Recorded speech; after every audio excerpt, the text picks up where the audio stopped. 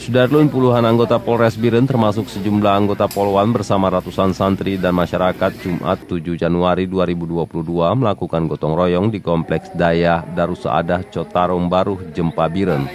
Gotong royong bagian dari program Saudaya Bersih Daya Polres Biren. Puluhan anggota Polres dengan sejumlah truk turun di Kompleks Daya. Mereka membawa parang, alat kebersihan lainnya dan juga mesin pemotong rumput. Sementara itu ratusan santri juga berbaur dengan anggota Polres Biren melakukan gotong royong membersihkan lingkungan Daya. Wakapolres Biren Kompol Adli mengatakan jajaran Polres Biren sejak lama melaksanakan program Saudaya, Bersih Daya dan juga silaturahmi. Tujuannya agar lingkungan Daya bersih sehingga para santri dapat belajar dengan nyaman. Kegiatan Saudaya dan Bersih Daya dilakukan setiap Jumat pagi.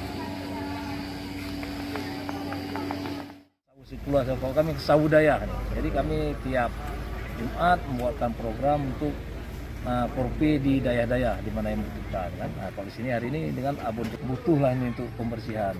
Jadi ini kita kerahkan anggota untuk membersihkan area di daya ini. Ya tujuannya apa? Untuk kenyamanan daripada dari Biren Yusmandin Idris, Serambion TV.